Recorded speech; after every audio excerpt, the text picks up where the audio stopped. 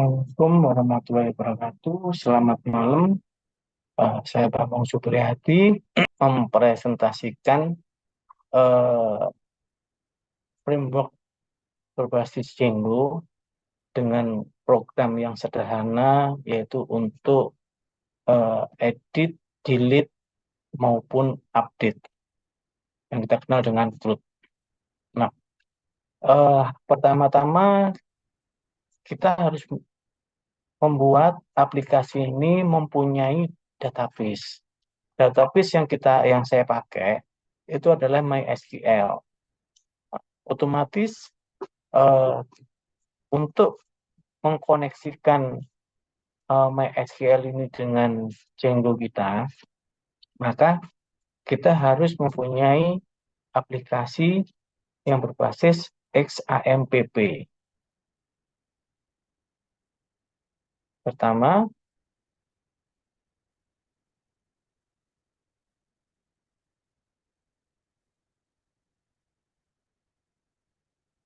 nah ini adalah kontrol XAMPP kita. Kita start mulai modul Apache-nya, teruskan juga MySQL.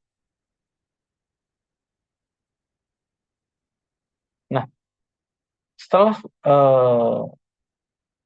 dua aplikasi ini sudah running, maka kita bisa melakukan cek ke database kita.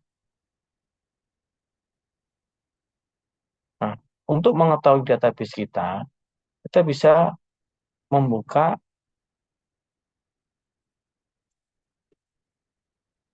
Google Chrome.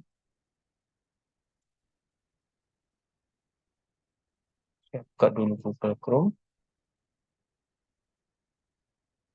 Nah, di sini bisa kita ketikkan localhost garing php myadmin, kemudian kita enter, maka kita sudah masuk ke kontrol php myadmin. Di sini saya sudah membuat my application berupa database-nya. Kemudian saya kasih nama employee. Database-nya adalah my application, tabelnya saya taruh di my application employee, di mana kolom itu ada ID, full name, position, dan salary.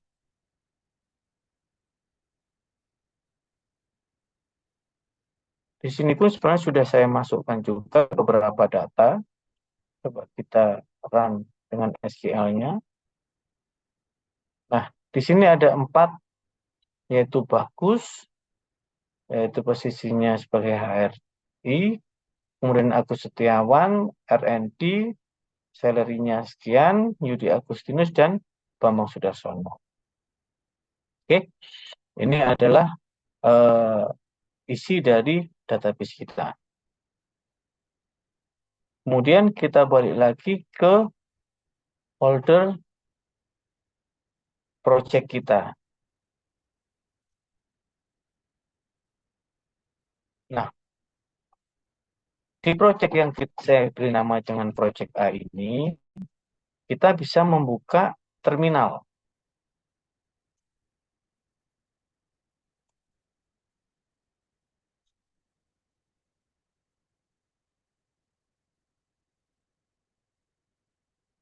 Saya buka dulu.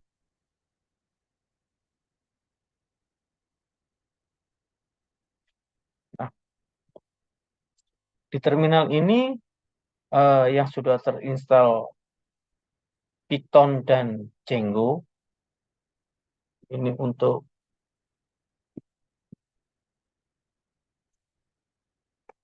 Python version, kita bisa mulai running untuk aplikasi kita. Yaitu bisa kita ketikkan Python manage.py run server.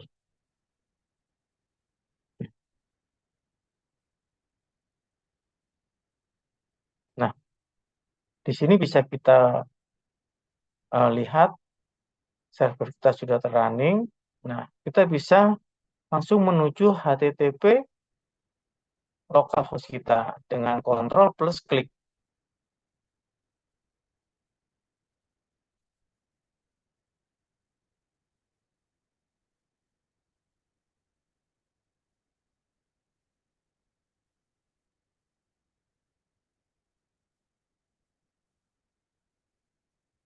Nah, ini adalah form login kita. Nah, kemudian saya akan membuka untuk melihat dari coding yang kita buat. Saya menggunakan editor dengan Visual Studio Code. Saya buka dulu.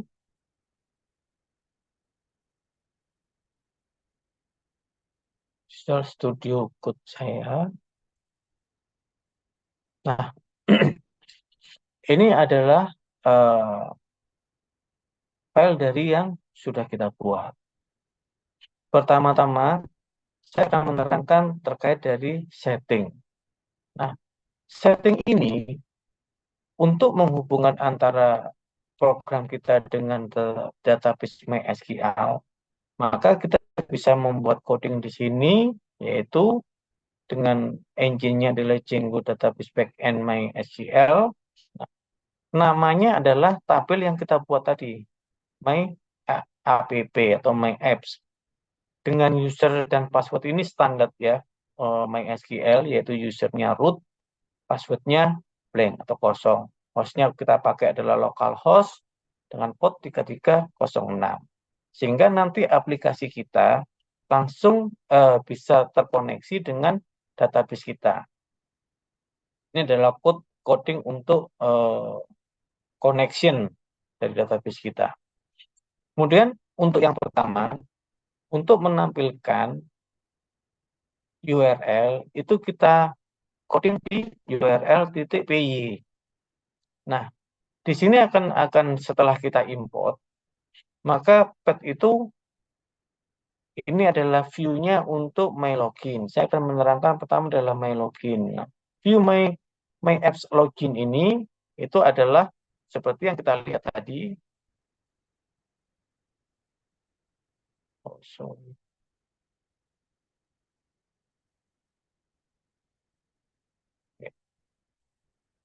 Nah, yang untuk my login ini kita lihat di view-nya. Nah, ini adalah my apps login. Yaitu saya akan menerangkan my apps login ini. Nah, dari coding yang kita buat ini kita menggunakan if. Saya menggunakan if atau logika jika. Apabila di username ini kita isikan, username, kemudian juga passwordnya kita isikan password, maka dia akan melakukan cek apakah user dan password itu ada. Jika user itu ditemukan, is not known, maka dia akan login. Nah, pada saat login, return yang kita pakai, return yang kita dapatkan, dia akan menampilkan list, yaitu berupa form list. Apabila jika admin itu atau user itu salah, maka akan dikeluarkan message terjadi kesalahan ketika login. Dan return yang kita dapat itu dia akan menampilkan lagi user dan password. Tetap. Nah, jika tidak, dia akan menampilkan my apps login.html. Yaitu ada yang di sini. Nah, ini adalah kelas kita yang untuk menampilkan view-nya, memanggil HTML-nya. Saya balik lagi di sini. Sekarang kita coba lihat dari aplikasi ini. Kita kembali lagi ke login. Nah, ini adalah username kita. Saya isi salah dulu, password juga salah, apa yang akan terjadi? Sign in. Nah, akan terjadi kesalahan ketika login. Message itu tadi yang kita tuliskan di coding yang awal kita. Nah, bagaimana kalau ini eh, kita kasih username dan password yang benar? Admin 123 123, dia akan langsung menampilkan form list. Nah, ini adalah form list, dia akan menampilkan semua data yang saya simpan di database tadi. Ada Bagus Setiawan, posisinya HRI, salary-nya 5 juta, ada Agus Setiawan, R&D dengan salary-nya, Yudi Agustin, dan Bambang Sudarsono. Ini adalah tampilan di awal. Kita kembali lagi ke coding kita.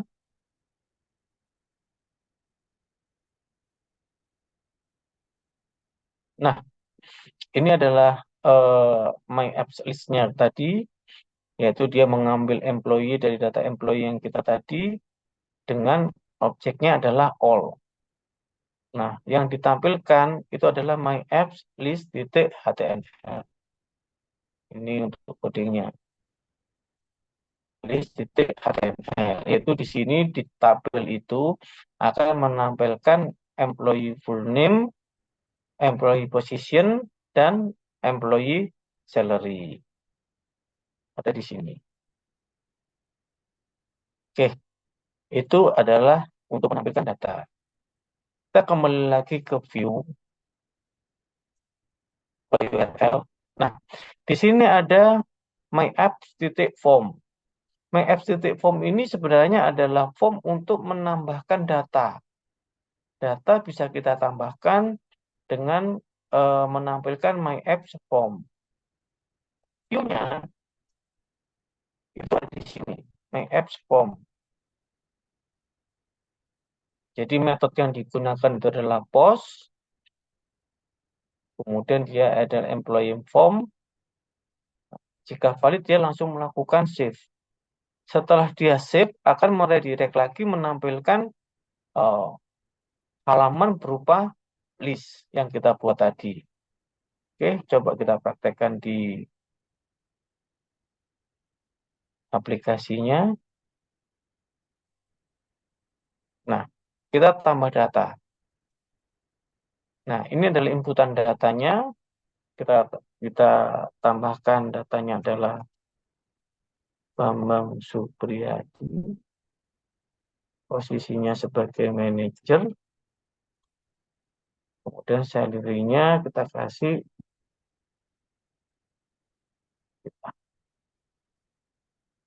kita submit.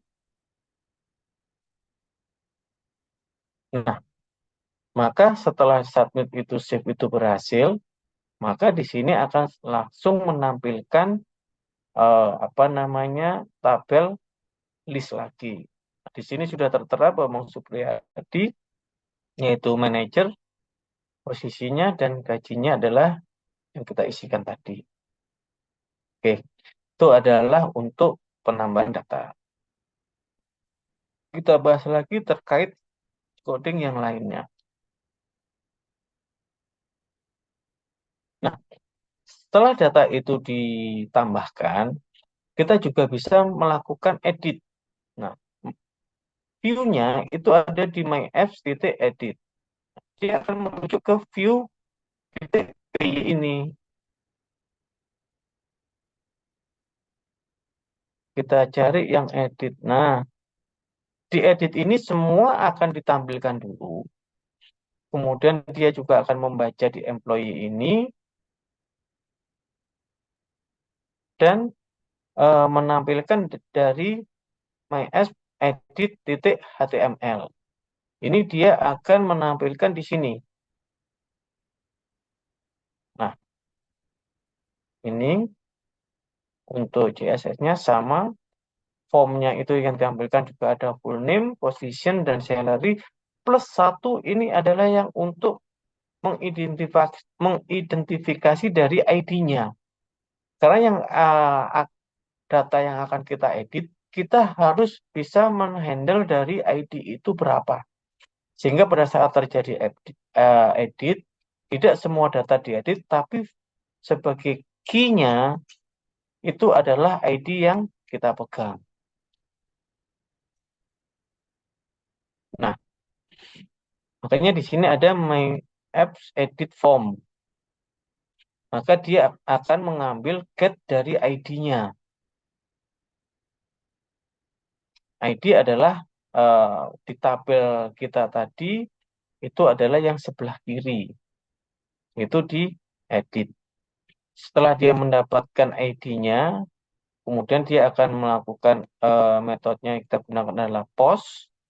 Nah, jika dia memegang ada editnya itu valid, dia akan melakukan saving lagi dengan setelah save-nya berhasil atau update, dia akan meredirect lagi ke form edit. Jadi form edit ini ada dua, yaitu form edit dan edit form yang dia akan pegang get ID-nya ini. Setelah itu sukses, dia akan melakukan kembali lagi ke edit. Coba kita cek di aplikasi lagi. Nah, kita gunakan edit. Di sini ada action. Ini adalah sebenarnya adalah untuk mendapatkan get ID-nya. Bambang Supriyadi ini yang barusan kita isikan, kita edit. Nah, ini adalah yang saya bilang tadi edit form. Dia akan ditampilkan di sini, full name-nya itu adalah Bambang Supriyadi, posisinya manajer, dan salary-nya adalah sekian. Kita rubah dari salary ini jadinya 1.500.000, misal. Kemudian kita submit lagi, apabila berhasil, dia akan menampilkan ke tabel database edit lagi. Nah, di sini sudah berganti dari tadi 1 juta menjadi 1.500.000 sama seperti yang kita lakukan edit lagi. Itu untuk fungsi dari edit. Nah, apabila kita tampilkan lagi yaitu dari list, maka di sini sudah berubah Bambang Supriyadi manajer dari salary-nya kemarin 1 juta menjadi 1.500.000. Oke, untuk aplikasi kita. Kemudian saya akan menerangkan itu untuk delete. Setelah tambah, kemudian juga ada update atau edit. Nah, ini untuk delete. Pada intinya, delete maupun edit ini sama. Yaitu delete itu dia akan menghapus, tapi tetap di view-nya sini kita akan pecah menjadi dua. Yaitu dia akan menampilkan form itu untuk delete dengan penambahan return-nya itu adalah my apps delete.html, yaitu ada di sini. Nah, ini akan menampilkan di mana isinya dari list itu tadi atau tabel itu tadi dia akan mengambil full name-nya, posisinya, salary-nya, dan tetap akan memegang dari ID-nya sebenarnya. Checklist employee.id yang berisi dari employee.id. Nah, kemudian dia akan menjadi pada saat kita sudah memilih,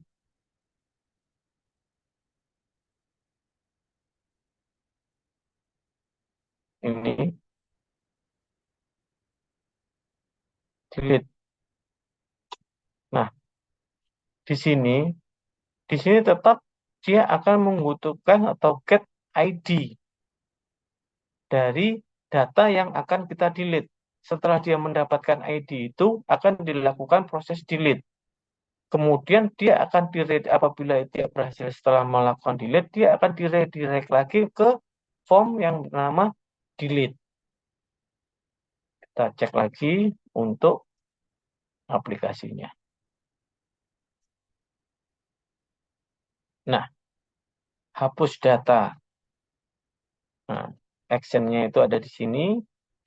Kita akan melakukan mana yang akan kita delete. Kita delete untuk data yang terakhir. Nah, ini langsung terdelete. Karena di situ tadi dia begitu pegang ID-nya, dia langsung melakukan delete terhadap ID yang kita get tadi. Bagaimana kalau kita lihat datanya, nah di sini pun juga data itu sudah akan hilang. Itu eh, contoh untuk aplikasi Flood yang sederhana. Semoga bermanfaat bagi teman-teman dan dengan semakin banyak kita belajar, semakin banyak kita mengeksplor kemampuan kita, saya yakin eh, tidak ada sesuatu yang sulit. Sedikit demi sedikit, lama-lama akan menjadi bukit. Terima kasih. Semoga ini bermanfaat. Assalamualaikum warahmatullahi wabarakatuh.